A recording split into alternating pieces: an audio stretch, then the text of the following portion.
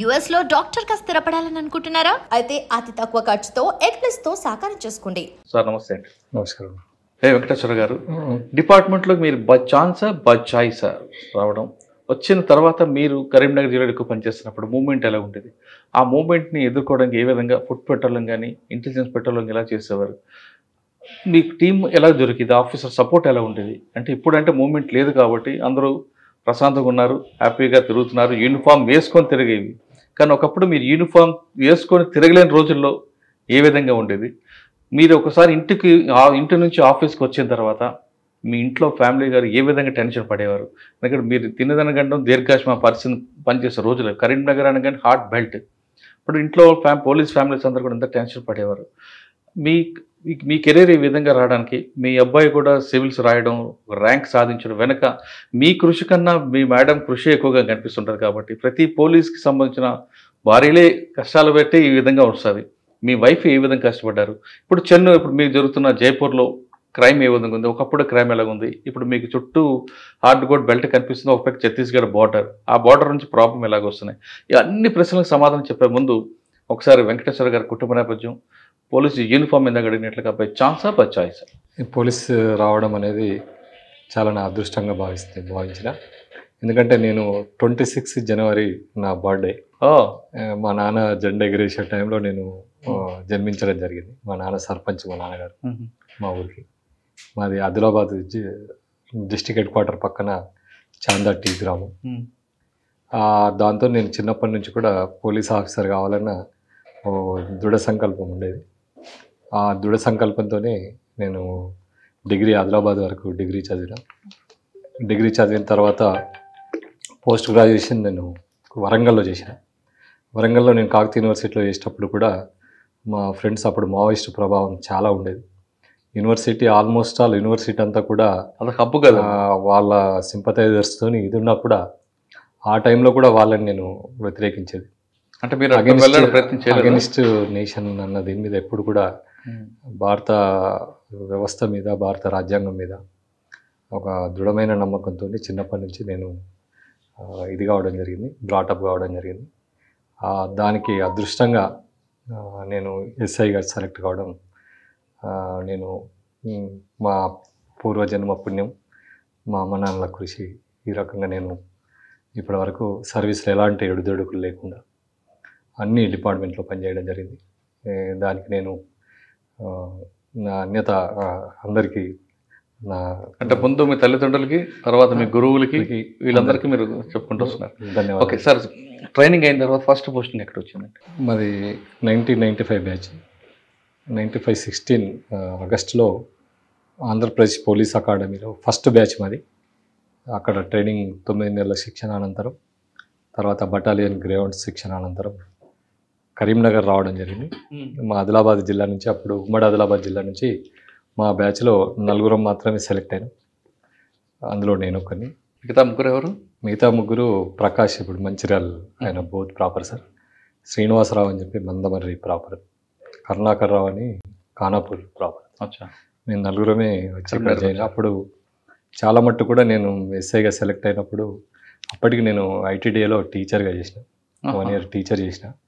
అందరూ కూడా మా అమ్మ నాన్న ఎవరికి కూడా ఇష్టం లేదు. అప్పుడైతే మావోయిస్ట్ ప్రాబల్య ప్రాంతం, ఇంక్లూడింగ్ మా ఆదిలాబాద్ కూడా చాలా ప్రాబల్యమైన ప్రాంతం. ఇంద్రవెల్లి అవన్నీ కూడా మా పరిసర ప్రాంతాలే. మా అమ్మ నాన్నకు అసలు ఇష్టం లేకుండే, అసలు పోలీస్ కావడం ఇష్టం లేదు. అయిపోయింది కదా, ఒక గవర్నమెంట్ నౌకరు దొరికింది, మన వ్యవసాయ కుటుంబంలో ఏదో ఒక ఉద్యోగం ఉంటే సరిపోతుంది కదా అని చెప్పి మా నాన్న కానీ మా బంధువులు కానీ చాలామంది పోవడం ఇష్టం లేకుండే. నేను టీచర్ ఉన్నప్పుడే పెళ్లి చేసుకున్నా, ఇంక్లూడింగ్ మా మామగారికి కూడా ఇష్టం లేకుండే. మా మామగారు కూడా ఎప్పుడు తరచూ ఊళ్ళో అనవసరంగా అమ్మాయిని పోలీసు వాళ్ళకి ఇచ్చామని ఫీల్ అయ్యింది. ఆ సందర్భంలో యాక్చువల్గా నా అదృష్టం ఏంటంటే నేను పోలీస్ కాకముందే పెళ్లి చేసుకున్నా, పిల్లనిచ్చే పరిస్థితి, అట్లాంటి పరిస్థితులు. మళ్ళీ పోయి కరీంనగర్లో అప్పటికి పోత్కపల్లి అటాక్ అయింది మేము పోయే ముందు. తర్వాత చాలా పోలీస్ స్టేషన్ల మీద ఫైరింగ్లు జరిగినాయి. రెగ్యులర్గా పోలీస్ క్యాజువాలిటీ రెగ్యులర్గా జరిగింది. దానిలో భాగంగానే మేము ట్రైనింగ్ అయిపోయిన తర్వాత పెద్దపల్లిలో ప్రొబేషనరీ చేసి ఫస్ట్ పోస్టింగ్ జగిత్యాల డివిజన్లో పెగడపల్లి అనే పోలీస్ స్టేషన్లో విధులు నిర్వర్తించడం. సార్ మీరు పెద్దపల్లి ట్రైనింగ్ అయిన తర్వాత Peddapalli first posting, Peddapalli probationary probationer. అప్పుడు ఎవరు ఎస్పీ ఎవరండి కరీంనగర్? ఇప్పుడు సురేంద్రబాబు ఎస్పీ గారు. ఏం నేర్చుకున్నారు ఆయన దగ్గర? సురేంద్రబాబు గారు చాలా మంచి నాలెడ్జ్ పర్సన్, చాలా డెడికేటెడ్ పోలీస్ ఆఫీసర్. మేము చూసిన దానిలో ఒక డిపార్ట్మెంట్కి ఆయన ఆనిమిత్యం. ఆయన ఒక ఎలిగేషన్లో నన్ను పిలిచి నాకు ఒక 15 నిమిషాలు క్లాస్ ఇవ్వడం జరిగింది. మీకా? మీ మీద ఎలిగేషన్? క్లాస్ ఇచ్చి అప్పుడు కొత్త ప్రొబేషనర్ ఎస్ఐగా ఒక క్లాస్ చెప్పడం జరిగింది. ఆయన చెప్పింది ఇప్పటికి కూడా మాకు జ్ఞాపకం ఉంటుంది. Class law is grey. Law ఒక బూడిద రంగులో మన దగ్గర ఉంటుంది. It can be tune white, it tune dark. మన చేతిలో లా ఉన్నది. లా మన చేతిలో పెట్టడం అనేది రాష్ట్రపతి తర్వాత మనకే ఆ పవర్ ఉంటుంది. కాబట్టి మనం దాన్ని సక్రమంగా యూజ్ చేయాలా. ఒక కేసుని 323గా మనం కేసు సెక్షన్ చేయొచ్చు. ఒక దెబ్బ తాకిన కేసుని, ఒక కొట్టిన కేసుని 324 కింద చేయొచ్చు. అదే కొట్టిన కేసుని 307 కూడా చేయొచ్చు. 302 కూడా చనిపోతుంది దెబ్బ తగిలితే. అట్లా లా అనేది మన చేతిలో, మనం అది applicable is the right way. మనం లా అప్లికేషన్ చేస్తున్నప్పుడు రైట్ వేలో అప్లికేషన్ చేస్తే ప్రాపర్గా మనం సొసైటీని మనం అదుపులో పెట్టగలుగుతుంది. అది మనం నేర్చుకోవాలి ఫస్ట్ అని చెప్పి చెప్పడం జరిగింది. కలర్ బాగా చెప్పారు ఆయన. Law is a grey. ఆ గ్రే అనేది మనం it can be tune white or dark. దాని సిచ్యువేషన్కి అనుకూలంగా మనం ఇది చేసుకుంటే ప్రొఫెషనల్గా మనం చాలా సక్సెస్ఫుల్ అవుతాం. ఎప్పుడైతే లాని మనం పర్ఫెక్ట్ యూజ్ చేస్తామో ఖచ్చితంగా పర్ఫెక్ట్గా పోలీస్ ఆఫీసర్ అవుతారు. కానీ ఆయన ఒక 15 నిమిషాల క్లాసు నా జీవితంలో ఎప్పుడు కూడా ఎప్పటికి కూడా మర్చిపోదు. ఓకే. తర్వాత అండి ట్రైనింగ్ అయిన తర్వాత ప్రొబేషనర్ అయిన తర్వాత ఫస్ట్ పోస్టింగ్ పెగడపల్లి పోయినప్పుడు కూడా సార్ పోస్టింగ్ ఇచ్చింది కూడా సురేంద్రబాబు సారే. అప్పుడు మా జగిత్యాలలో బాలసుబ్రహ్మణ్యం ఏఎస్పీ గారు, ఈజీ మై రోల్ మోడల్. ఆయన కూడా ఎప్పుడు చాలా తెలివిగల తమిళ బ్రాహ్మణ్. 24/7 డెడికేటెడ్గా పనిచేయడం జరిగింది ఆ రోజుల్లో. ఆయన టైంలో కోరుట్ల మెట్పల్లి ఏరియాలో చాలా ఫైనాన్స్ చీటింగ్ చాలా పెద్ద ఎత్తున ఉండేది.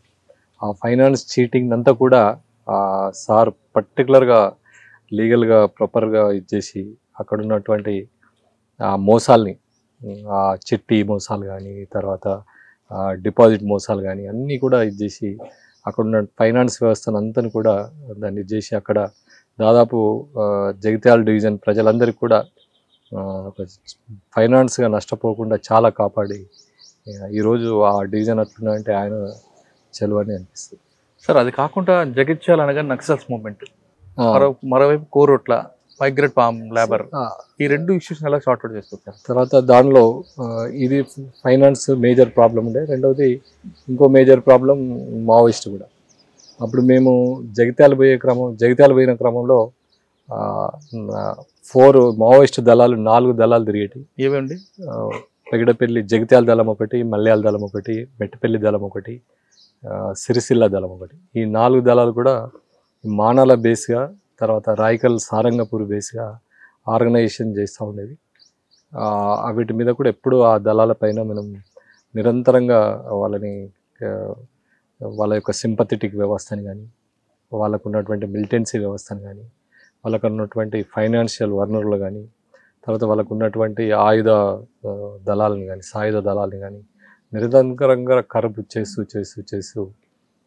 2004 వరకు జగిత్యాల డివిజన్లో మేము మావోయిస్ట్ని ఒక రకమైన సెట్. వాళ్ళు చెప్తున్నట్లుగా జగిత్యాల సబ్ డివిజన్లో అంటే దొరల పెత్తందారులు పోకూడదు ఉండేవా, లేదంటే ఏదో తుపాకీ పట్టుకోవాలని ఇంటెన్షన్తో వెళ్ళేవారు?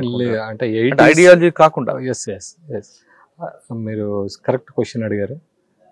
మేము పోయిన కొత్తలో మేమంతా కూడా ఆదిలాబాద్ నుంచి పోయిన క్రమంలో చాలామంది దొరతనాలు, దొరగడీలు అన్నీ కూడా ఉండేటివి.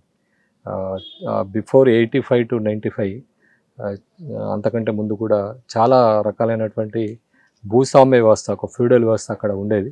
ఆ వేళ్ళు ఊడుకున్న ఫ్యూడల్ వ్యవస్థని మామూలుగా ప్రజాస్వామ్యయుతంగా ఎదుర్కోలేక అప్పుడున్నటువంటి చదువుకున్న యువకులు కొంతమంది ఈ ఫ్యూడలిజాన్ని వ్యతిరేకించడానికి, ఈ దొరతనాల్ని భూస్వాములకు వ్యతిరేకంగా కొంతమంది ఈ సాయుధులై అప్పుడున్నటువంటి మావోయిస్టు దాన్ని యూజ్ చేసుకొని దున్నేవాడి కన్నా భూమితోని చాలామంది ఈ పల్లెలకు వెళ్దాం పద అని చెప్పేసి వాళ్ళు ఇచ్చిన పదంతో జగిత్యాల జైత్య యాత్ర నుంచి కూడా మావోయిస్టు పీపుల్స్ ద్వారా ఫౌండర్ కూడా అక్కడ అయినా కాబట్టి గణపతి ఆర్గనైజేషన్ చాలా స్ట్రాంగ్ ఉండేది. చాలామంది యువకులు మేము పోయిన కొత్తలో మినిమం ప్రతి ఊరు నుంచి 2-3 యూజీలో ఉండేది, ఒక 15-20 మంది మిలిటెన్సీ యాక్టివిటీలో ఉండేది. దాదాపు విలేజ్ మొత్తం కూడా 80% విలేజ్ సింపథెటిక్గా ఉండేది.